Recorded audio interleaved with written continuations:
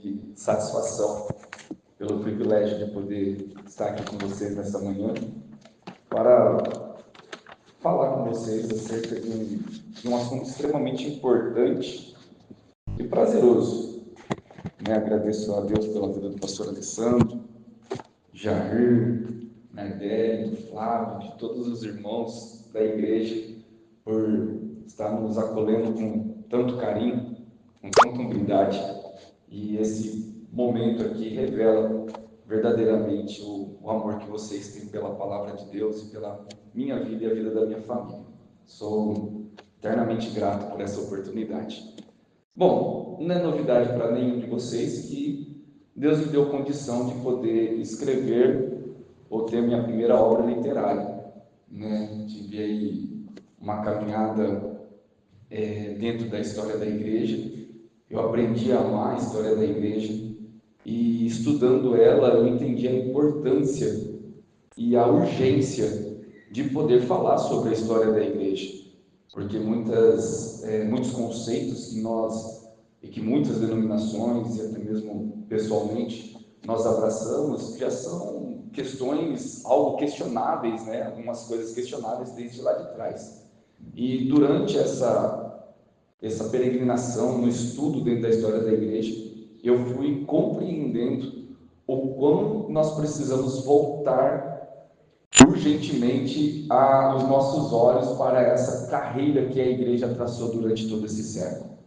Dentro desse livro, qual eu trabalhei, e assim, não foi fácil, tempo limitado. Quem não sabe, eu sou pedreiro, construtor, trabalho de azulejista, e meus filhos ainda até brincam comigo quando eles chegam no trabalho, que nas paredes do banheiro lá, da azulejo, está escrito um monte de coisa lá que eu vou escrevendo, vem vindo na cabeça, vou escutando, vou escrevendo, vou tirando foto, aí depois eu vou organizando e a gente vai se encaixando, fazendo, de alguma maneira, desenrolar o assunto. Bom, enfim, o livro ele tem um objetivo. O objetivo, a capa e o nome já diz, que é falar do início da igreja, a sua construção no primeiro, segundo e terceiro século, o começo da reforma a partir do quarto século, porque a igreja ela teve um nascimento, ganhou uma forma, a partir do quarto século ela começou a perder as suas características através de alguns acontecimentos dentro da história. Aí quando nós chegamos em 1517, nós temos o pontapé para a reforma da igreja. E o final do livro se conclui dentro da nossa atualidade. Na quarta-feira retrasada, eu comentei sobre a minha inspiração, os motivos que eu tive para poder escrever o livro. Falei o que foi que me incomodou demais, que foi eu dizer que era pentecostal no momento e não entender o que era pentecostal. Eu falei, poxa, eu sou uma coisa que eu não entendo. Então isso me trouxe a empolgação de querer entender de onde nós surgimos. Eu vou dar um panorama em cima do livro, tá? Não vou ficar me detendo das páginas numéricas, para nós não perdermos uma linha tênue de raciocínio. A igreja ela se inicia em Atos 2, ela dá o pontapé inicial ali, e o pastor Alessandro acabou até comentando aqui agora sobre Ananias e Safira, sobre o padrão que era da igreja naquele período. O período apostólico, ele foi um período de moldagem da igreja, ela foi se moldando com a teologia paulina, a teologia petrina, com a doutrina dos apóstolos. Hoje nós temos alguns documentos daquele período, por exemplo, de Daquê. De Daquê, ele apresenta algumas doutrinas do primeiro século, que não está dentro do nosso canon, mas é um documento muito importante, que se aponta para essa doutrina dos apóstolos dentro de Atos. E a igreja, então, ela começou a ganhar uma forma ali dentro. Ainda assim, os primeiros anos não foi com uma intensificação de perseguição, mas ela tinha uma perseguição. Até que nós vemos dentro de Atos dos Apóstolos, Saulo de Tarso se levantando e como um carrasco perseguindo a igreja, até que ele encontra Jesus e ele então se torna membro dessa igreja e ajuda nessa construção teológica dentro desse corpo que estava sendo formado. Pós Atos dos Apóstolos, eu costumo dizer Atos 29, né, que é a continuação de Atos dos Apóstolos, nós vamos ver que Nero ele se levantou com uma perseguição muito grande contra a igreja. Alguns historiadores dizem que naquele período que Nero taca fogo em Roma e acusa os cristãos, alguns historiadores dizem que chegou a faltar madeira de tantas pessoas que foram crucificadas a mando de Nero para poder reparar ou encobrir, né, uma possível ação direta dele. Então a igreja, a partir desse momento, ela começa a ter uma intensificação contra ela nas perseguições. Então a igreja, no primeiro século, do meados de 54 para frente, ela começa então a ser cada vez mais perseguida, hostilizada, mas ainda assim a igreja crescia. Ainda assim era Deus que acrescentava à igreja aqueles que iam ser salvos. Os apóstolos não tinham uma incumbência na salvação como nunca teve, nem nós temos, né? Porque é o Espírito que atrai, é o Espírito que convence. Mas de alguma maneira, mesmo no meio da perseguição, a igreja florescia no meio de todo esse contexto. Quando nós chegamos já no ano 100, 90, 100, nós temos o final do colégio apostólico, que é a morte de João. A partir dali nós entraremos na parte da patrística, a era patrística. E dentro do ano 200, né, nesse período de 100 a 200, a igreja ela ganha uma outra estrutura. Agora, dentro da patrística, a igreja vai se consolidando dentro de uma doutrina apostólica e formando agora através da formação do cânon bíblico, né? Muitas pessoas acreditam que o cânon bíblico ele só deu a partir do terceiro, do quarto século, né? Mas logo no segundo século, os chamados evangelhos que nós temos hoje, Mateus, Marcos, Lucas e João, eles já eram amplamente aceitos pela igreja, logo já no segundo século, porque eu cito dentro do livro um homem chamado Marcião. Esse Marcião, ele, de alguma maneira, ele já começou a mutilar a fé genuína. Ele falava que as escrituras tinham validade, mas as revelações tinham também a sua validade e era talvez era superior à própria doutrina escrita. Então houve-se uma necessidade de os pais da igreja, como Inácio de Lyon, alguns outros nomes ali, de começarem a formular ou a juntar alguns escritos para afirmar uma doutrina verdadeira. Então, logo no segundo século, eles também estabelecem o credo apostólico, né? Domingo passado nós fizemos aqui a leitura do credo, ele depois foi modulado no ano 325, no Concílio de Nicéia, que nós vamos chegar lá, mas a primeira forma do credo apostólico foi logo já no segundo século, firmando então qual era a base doutrinária da igreja, voltando, né, às raízes, porque Judas ele diz assim que nós temos que defender a fé que uma vez foi entregue a nós. E a fé que não é aquela coisa mística, aquela coisa miraculosa, mas a fé das escrituras, da doutrina bíblica. Logo então nós saímos desse período e entramos já no terceiro século. E no terceiro século, irmãos, ali a igreja começa a ser cada vez mais perseguida. Homens vão se levantando contra a igreja, ganhando benefícios para entregar, né, os cristãos. Os cristãos ali iam sendo mortos dentro de arenas, dentro dos fogos, eram empalados, perseguidos, presos, arrastados.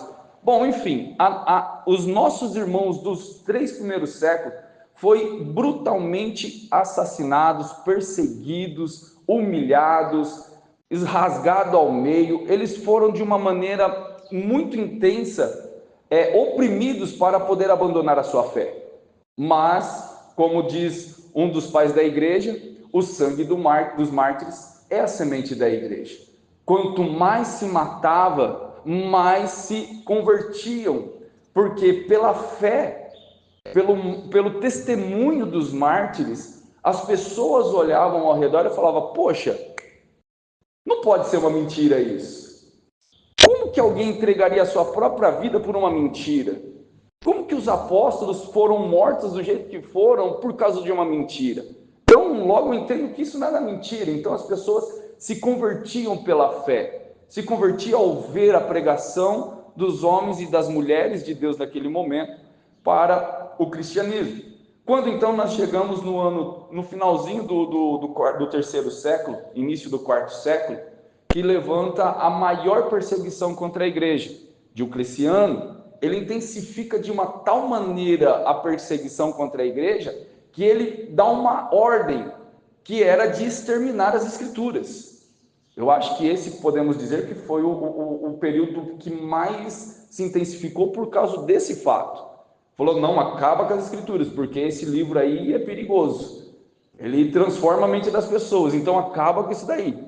Então, em síntese, a perseguição parou também, além de ser contra os cristãos, agora começa a ser mais intensivamente contra as escrituras. Porque, irmão, todos nós sabemos que a palavra do Senhor é luz. Ela é a lanterna da humanidade. É ela que nos traz a realidade do céu e do inferno.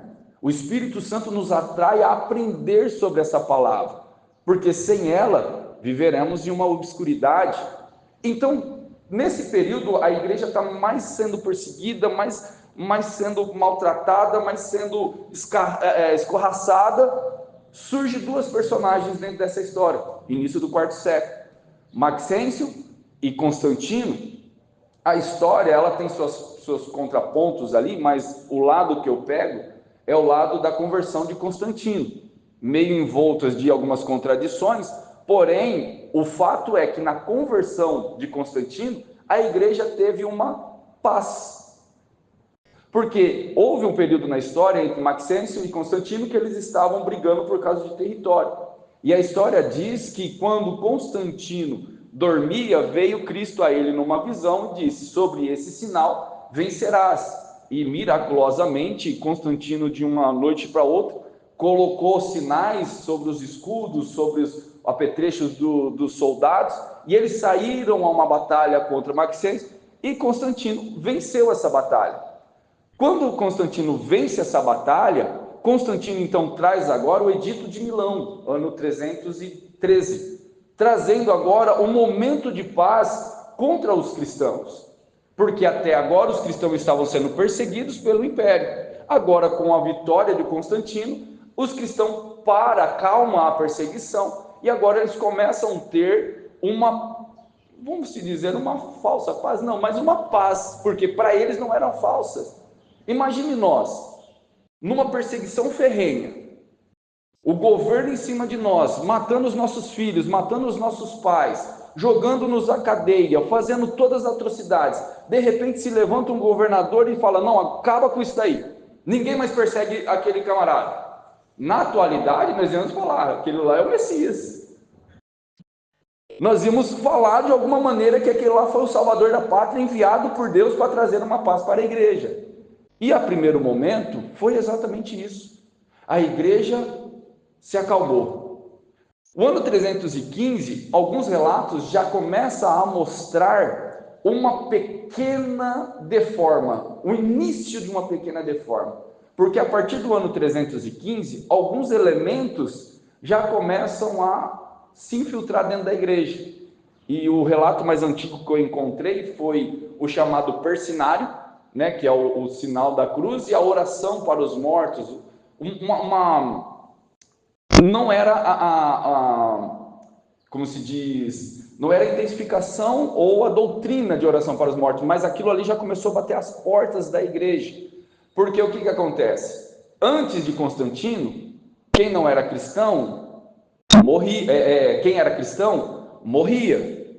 Então as pessoas se convertiam ao cristianismo não por benefício, não se convertia porque ia ganhar alguma coisa, mas se convertia pelo amor, através da fé. A partir de 315, o negócio muda, já começa a querer mudar. Agora, quem não é cristão, já não terá mais benefício, não terá benefício daqueles que são cristãos. Então, agora as pessoas começam a se converter ao cristianismo, não pelo amor somente, mas também por uma pequena conveniência. Relatos contam que o Império Romano começou a dar vestes diferenciadas para os cristãos, começou a dar praças, começou a dar locais mais abertos para a pregação do evangelho. Isso daí é uma bênção. Só que as pessoas agora começaram a ver um benefício em ser cristão. Então as pessoas começavam a se converter por causa dessa conveniência. A partir desse momento, nós entramos em um período que eu coloco dentro do livro, que é um período da reforma, que a partir do quinto século, porque ainda no quarto século nós temos o Concílio de Nicéia, aonde é discutido acerca da natureza de Cristo, como se deu a encarnação do Verbo. E eu acho que ainda até hoje, né, existe uma discussão entre muitas denominações. Nós acreditamos piamente acerca da Trindade, ou a triunidade, né, o Deus Trino, Pai, Filho e Espírito Santo. E esse era o assunto dentro daquela igreja, porque uma das maiores heresias que não nasceu num concílio, mas nasceu um pouco antes, é a doutrina ariana, que é a doutrina que Cristo é uma criatura. Não é que ele é o principiador, mas que ele é o princípio. E dentro desse concílio, que durou aproximadamente 3 meses, foi brutalmente discutida acerca desse assunto. E eu coloco até um relato aqui sobre Nicolau, né, que é conhecido entre nós, o Papai Noel. Esse Nicolau, ele chega a dar um soco no nariz de Ario, de tão intensa que eram as discussões dentro desse concílio. Bom, enfim, o resultado do concílio foi que o arianismo foi condenado, que a doutrina trinitariana prevaleceu.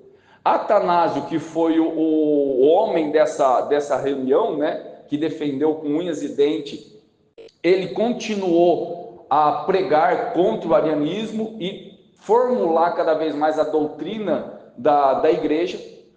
O credo apostólico teve alguns acréscimos, tá? Eu não coloquei no livro, mas na segunda edição, que o pastor Alessandro vai me ajudar aí, o Jair, os irmãos vão me ajudar nessa segunda edição, eu pretendo colocar as diferenças do credo, qual é a diferença do credo do segundo século com o credo do quarto século, porque isso é muito interessante a igreja saber, porque a nossa história, ela não nasceu assim, né, do dia para a noite. Ainda mais hoje, né, que nós estamos nesse advento da coisa rápida, né, das informações rápidas. Se eu quero saber a diferenciação, eu pego ali, rapidinho eu acho.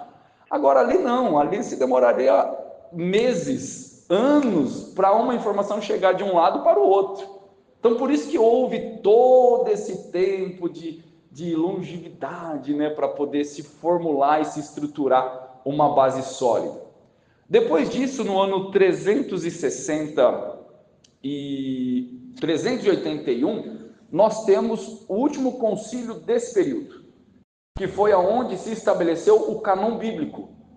Sabe esse cânon que nós temos? Ali, Eusébio de Cesareia, ele chega a citar, né, quais foram os livros estabelecidos ali dentro daquele concílio de 381, onde Agostinho de Hipona já estava presente, e alguns outros pais da igreja também estavam, e ali foi citado tanto o Antigo quanto o Novo Testamento, tá? Porque o Antigo Testamento já estava fixado, já logo nos primeiros séculos ali, o Antigo Testamento já não tinha discussão sobre os livros, só que o Novo Testamento estava sendo formado, e nesse concílio aqui se estabeleceu, então, o cânon bíblico, que é esse cânon que nós temos. A partir desse momento, do quinto século, que eu chamo de um avião em queda, eu coloco dentro do livro ainda, avião em queda, porque a partir desse período, a igreja começa a aceitar muitas controvérsias atuais que nós temos hoje, muitos assuntos. Da página aproximadamente 37 à página 72 do livro, eu vou enumerar algumas heresias que se infiltrou dentro da igreja, e eu vou mostrar também que a igreja não ficou só dentro dos portões romanos, que a igreja logo no início ali no final do quarto século, início do quinto século, ela também já estava em outros lugares. Por exemplo, nós não temos muitos relatos, mas nós temos alguns relatos da igreja na China. Olha só, um lugar distante da atual igreja romana. Mas já temos relatos da igreja na China, na Índia. Logo no primeiro século, os apóstolos saíram, né, por essa peregrinação, pregando o evangelho. E em Atos 2, quando tivemos também a pregação de Pedro, alguns prosélitos também saíram ali difundindo, né? Saiu ali uma certa diáspora, levando o conceito de uma igreja, de um cristianismo, de uma igreja, de um novo nascimento. Então, o evangelho aqui nesse período também não ficou só preso a Roma, ele também estava fora dos portões. Então, eu faço questão de não dar muitas informações, mas mostrar também que a igreja, ela se alastrou, ela foi. Mas como o foco é dentro do Império Romano, o Ocidente, né? Eu tenho aqui muitos pontos que eu abordo. Por exemplo, a infiltração da doutrina do purgatório. Aí começa a intensificação sobre a oração pelos mortos, a infabilidade papal, que é onde agora quem manda é o Papa, a perseguição contra os judeus, tem o período das cruzadas. Nós temos aqui dentro desse período aqui muitas atrocidades que mancham a igreja. E lembre-se que não existia várias denominações, existia uma só igreja. Não é como depois da reforma que saiu uma ramificação. Até esse período existia uma só igreja. Lógico que existia um atrito entre a igreja do Ocidente e a igreja do Oriente, que vai ocasionar depois, por causa de algumas reuniões e concílios, uma ruptura entre elas. E um dos motivos que intensificou essa ruptura da igreja do Ocidente e a igreja do Oriente foi a chamada iconoclastia. É difícil o nome. Os iconoclastas. O que é os iconoclastas? Os iconoclastas, resumindo em miúdos aqui, é aquelas pessoas que quebravam os itens como imagens, relíquias, porque eles tinham a ideia de que aquilo ali era algo que influenciava a adoração a objetos, e isso daí sempre foi uma idolatria. Então se levantou pessoas contra esse movimento e pessoas a favor desse movimento. A igreja do Oriente, ela se levantou contra esse movimento, e a do Ocidente abraçava esse movimento. Nesse sentido, houve um concílio no ano 754, condenando ela, falando não devemos mais de ter imagens. Arranca as imagens porque elas influenciam a adoração. Depois houve outro concílio, porque dentro desse concílio a igreja do Ocidente não participou. Os líderes do Ocidente não participaram desse concílio. E o Ocidente gosta dessa ideia de adorar imagens, de venerar relíquias, e o Oriente excluiu isso daí. Como não teve uma comunicação, houve-se mais uma ruptura, um distanciamento entre as duas posições. Já no concílio de 787, que é o segundo concílio de Nicéia, olha só que interessante, Nicéia de novo, se estabelece novamente a adoração, a aceitação sobre as relíquias. Só que se estabelece também uma diferenciação. Por exemplo, veneração é diferente de adoração. Dentro do concílio foi maquiada essa questão de venerar os santos, venerar os objetos, venerar alguns itens, e diferenciando de adoração, que era exclusiva a Deus. Porém, nós sabemos que isso não dá muito certo. Fica muito perto, muito junto, vira uma salada de fruta e tudo se torna adoração. Logo depois desse concílio aqui, houve então o cisma, o grande cisma entre o Oriente e o Ocidente. Então esse daqui foi a primeira divisão da igreja, né? Se assim podemos dizer. Agora nós temos uma igreja com dois pensamentos diferentes. E aí tem vários outros assuntos dentro desse período do quinto até a nossa reforma protestante.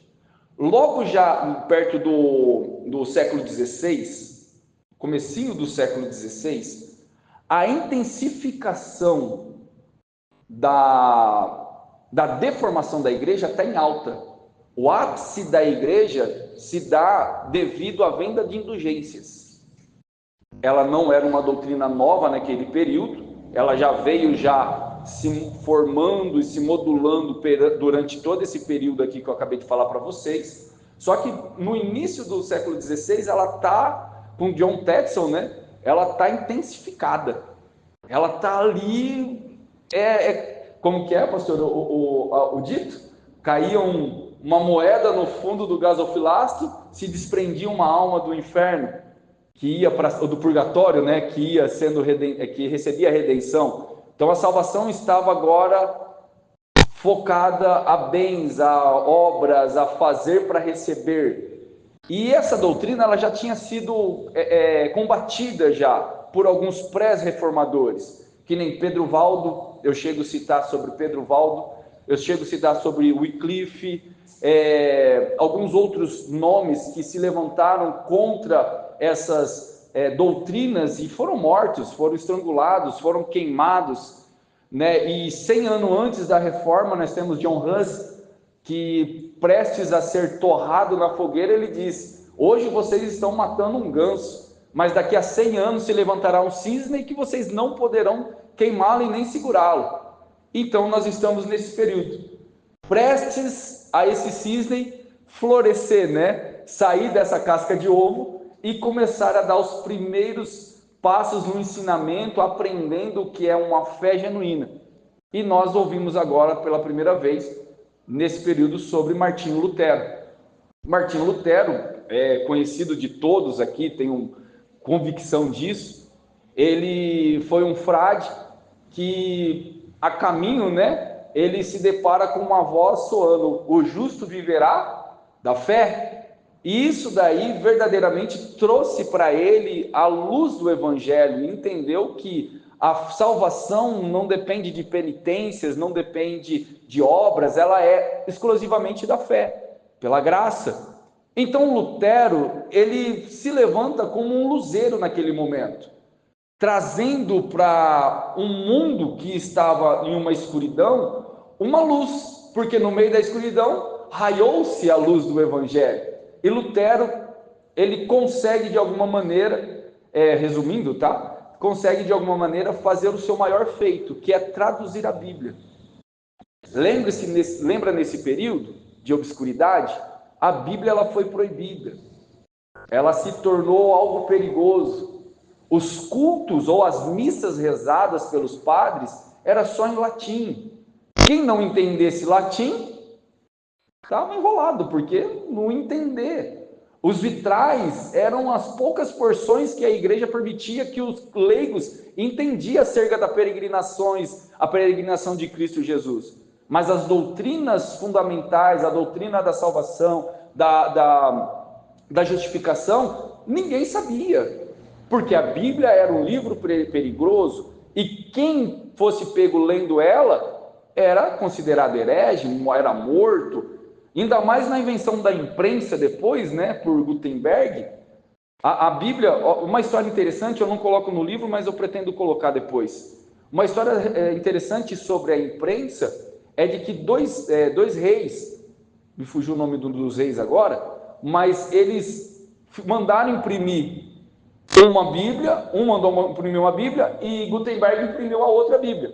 Quando eles se encontraram, eles pegaram e colocaram a Bíblia uma do lado da outra e viram que as Bíblias eram idênticas, não tinha nada de diferença. Então eles acusaram Gutenberg de bruxaria e começaram a perseguir Gutenberg também.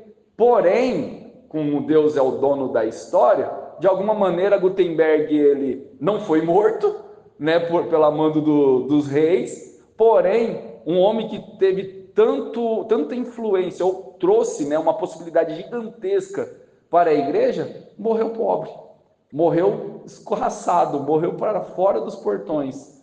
Não teve o reconhecimento pelo trabalho, mas nós vemos o seu trabalho até hoje, né? Se não fosse Gutenberg, e existem relatos também que Gutenberg não foi o primeiro a inventar uma imprensa. Se você olhar para a China, para o Japão, para a China, para aquele lado já tinha relatos já de imprensa, tá? Mas dentro do Ocidente, Gutenberg foi o cara para isso daí. Voltando depois para Lutero, nós vamos entender que se não fosse a imprensa, talvez a reforma não tinha se alastrado com tanta agilidade. Porque Lutero, ao ver os desvios da igreja, ele vai lá e faz as suas 95 teses. E ele vai lá e crava as suas 95 teses dentro da porta da igreja. E naquele momento que ele colocou ali, ele também nem tinha ideia do que poderia acontecer depois daquilo. Porque ele queria, de alguma maneira, arrumar a casa, não criar uma revolução. Mas quem leu as suas 95 teses, rapidamente foi lá e levou para a imprensa, publicou diversos panfletos e saiu distribuindo, trazendo assim então um rompimento, né, das fronteiras. E ali se deu o pontapé inicial para uma reforma.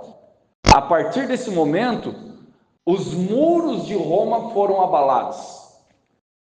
A conveniência papal foi abalada, porque muitas coisas começaram a ser questionadas. E Lutero fugiu para cá, fugiu para lá, aí começamos a ver novos nomes sendo levantados, né? Como João Calvino, Martin Bruce, e daí vamos, Erasmo, e vai indo. Homens que foram se levantando com ousadia. William Tyndale, que foi o contrabandista, né, de Bíblias, ele imprimia a Bíblia, contrabandeava para a Inglaterra e soltava a Bíblia, porque a palavra de Deus precisava ser laçada naquele momento.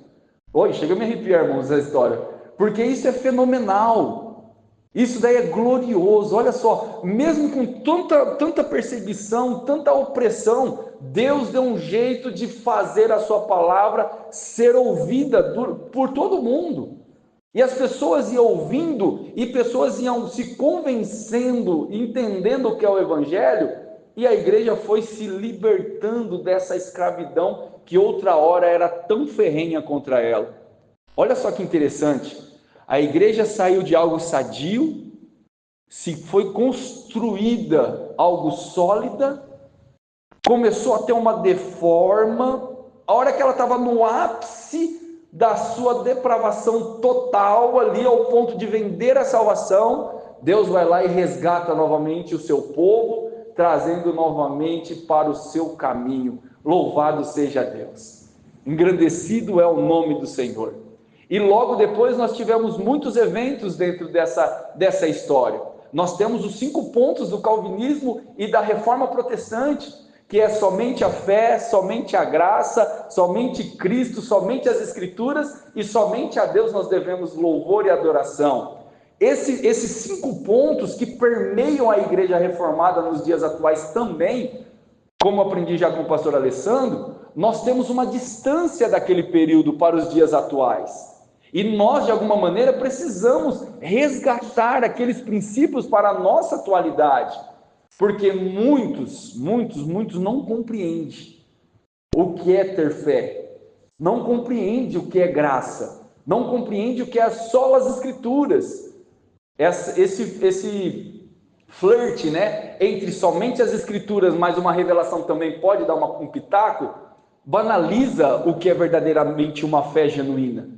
Então, quando se consolidou essa doutrina, a igreja começou a ter novos padrões, novos parâmetros, porque ela não só mudava agora o caráter, mas ela mudava também conceitos. Culturas foram abaladas, preceitos foram destroçados por causa da verdade genuína de Cristo Jesus.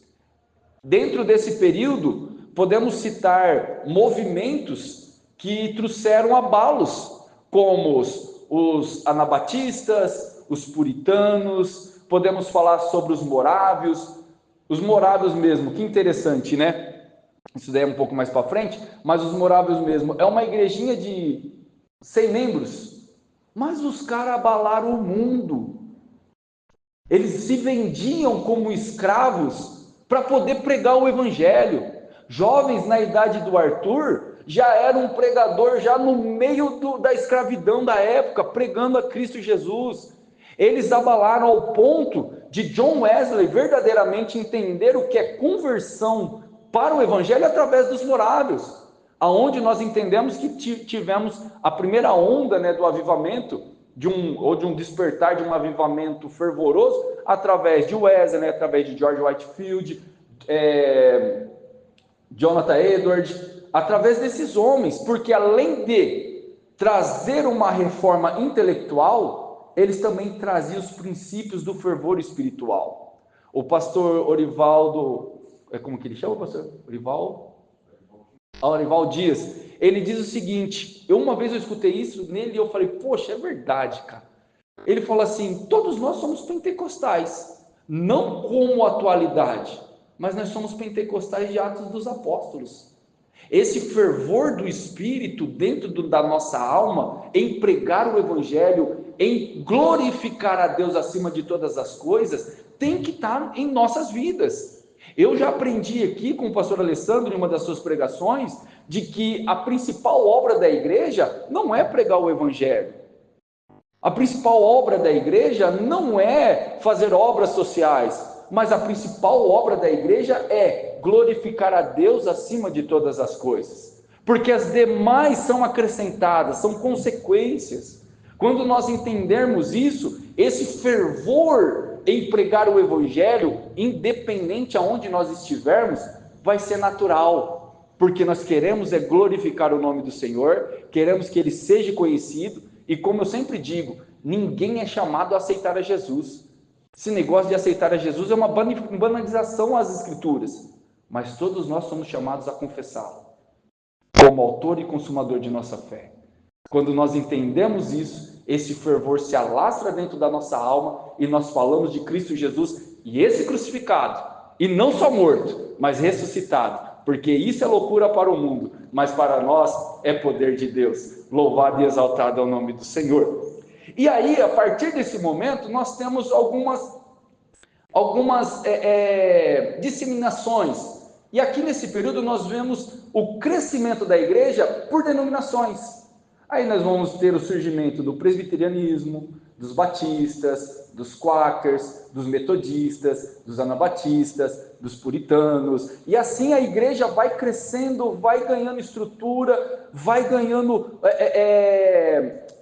intelectualidade, vai ganhando alguns princípios que foram caminhando para moldar a igreja que nós temos hoje.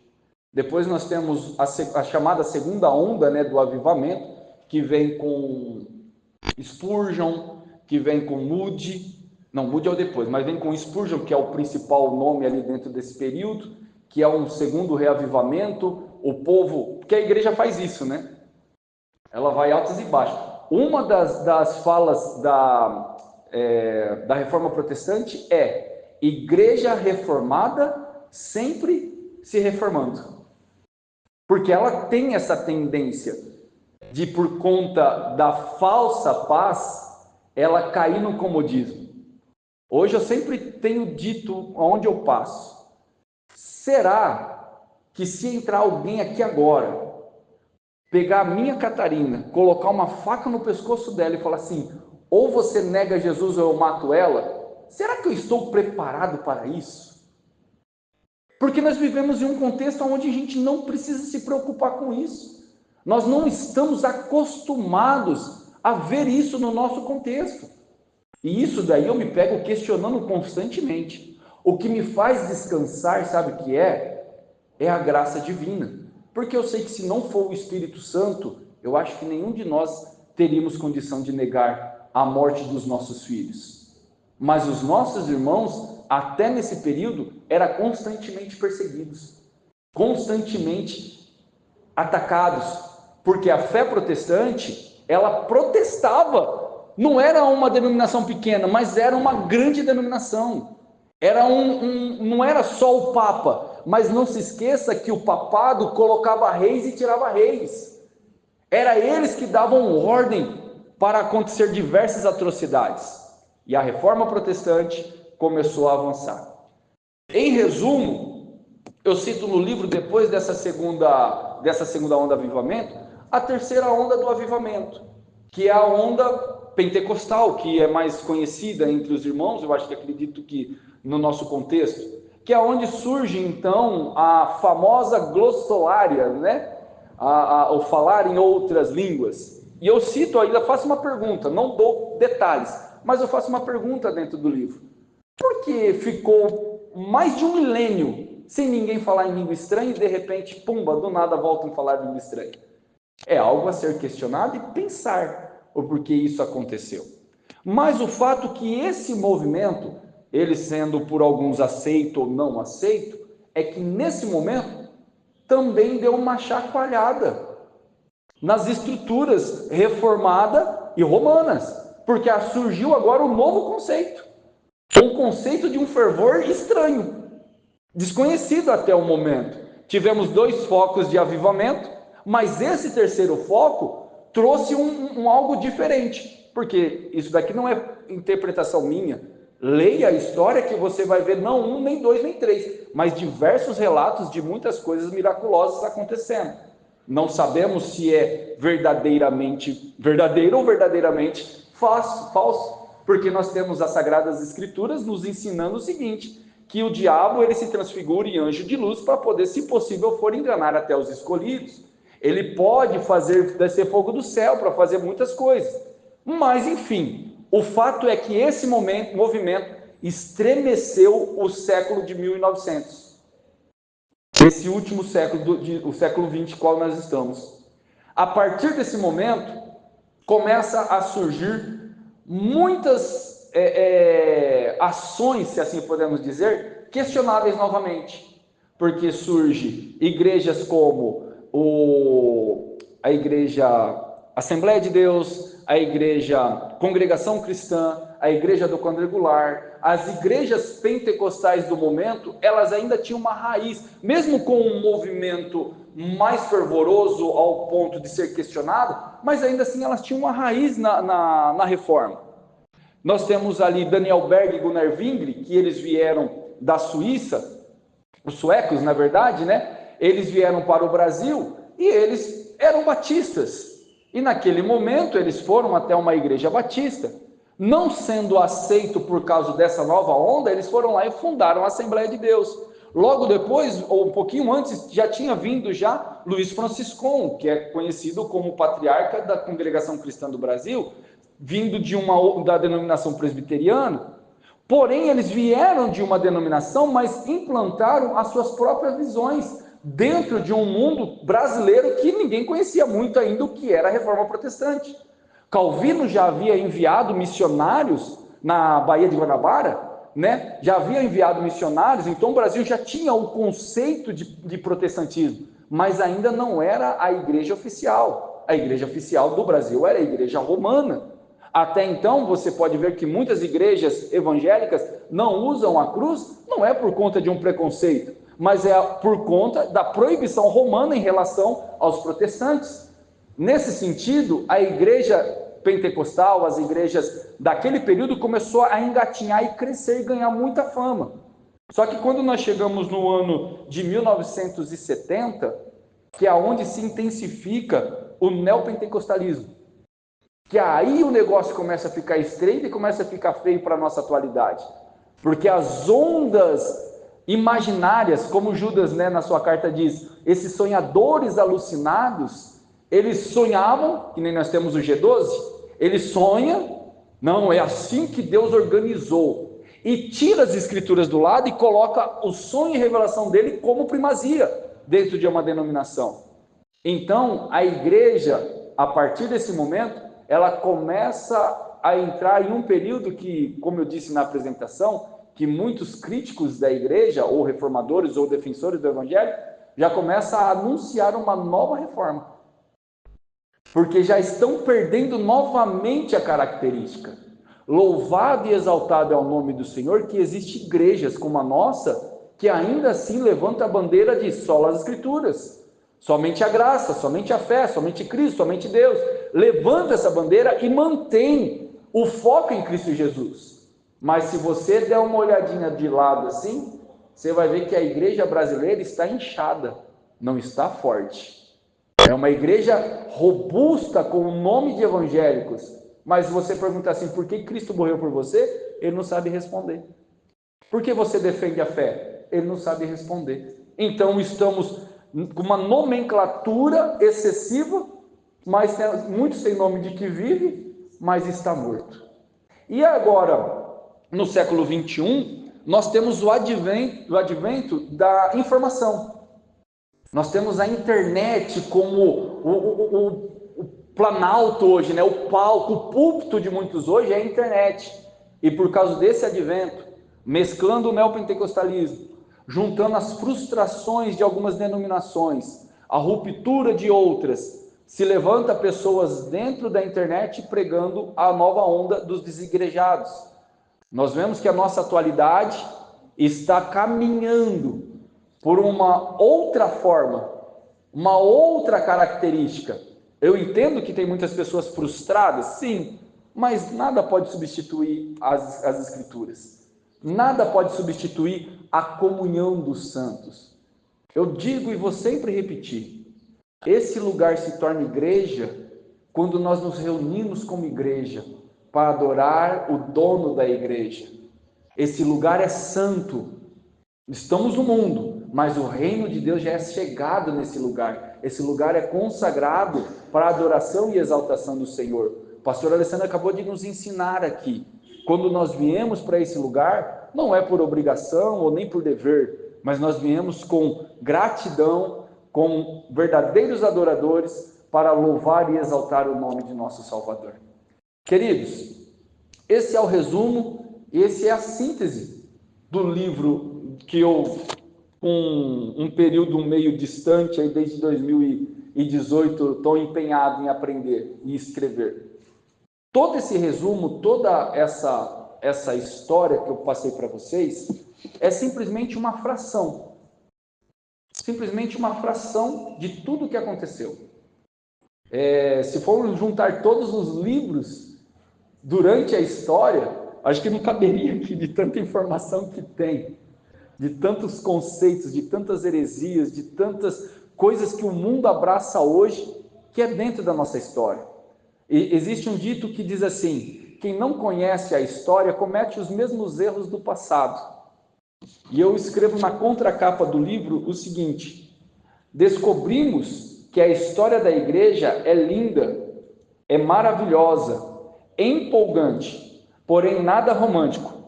Convido a você a mergulhar nos fatos da história e se libertar das fantasias da atualidade. Que esse livro aqui possa ser bênção para você. Lógico que é minha primeira obra literária, então eu tenho bastante coisa para ajustar nela. A minha tia já está me ajudando a acertar as pontuação dele, alinhamento, deixando tudo bonitinho, mais redondinho. Para a segunda tiragem eu já vim já com uma outra cara da escrita, uma outra posição, para ficar mais fácil ainda a leitura.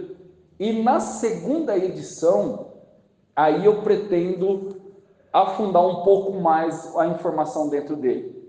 O pastor Alessandro já me deu não, né, mano? Eu tô falando que você vai me dar aquele livro. Ele já me emprestou um livro já.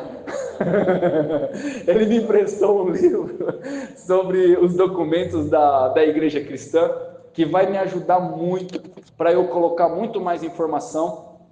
E segundo um sopro no meu ouvido, aí já dá para sair de 100 para 300 páginas na segunda edição desse livro aqui. Então, façam bom proveito. Se puderem adquiram. Irmãos, de maneira nenhuma eu fiz isso daqui para lucro. Misericórdia, Deus me livre e guarde, não quero. O que eu pretendo é trazer informação. Porque quem escreve livro, eu acho que só os de alta sociedade aí que tem lucro com o livro, né? Que é caro demais fazer esse trem aqui. Ou não pode falar trem, olha lá, já ficou bravo. É caro demais escrever publicar um livro, tem muitas coisas aí, mas Deus me deu graça. Deus me deu graça e eu tenho muita gratidão a Deus por essa oportunidade, por ter essa experiência. E eu agradeço a Deus de verdade, de todo o meu coração, por ter vocês hoje como minha igreja, parte da minha família, sabe? Eu olho para Deus e eu vejo que Deus conduz e controla todas as coisas, né? Nada foge do seu governo. E eu só tenho que agradecer mesmo. Que o Deus do céu possa continuar abençoando a cada um de vocês. Pastor, muito obrigado.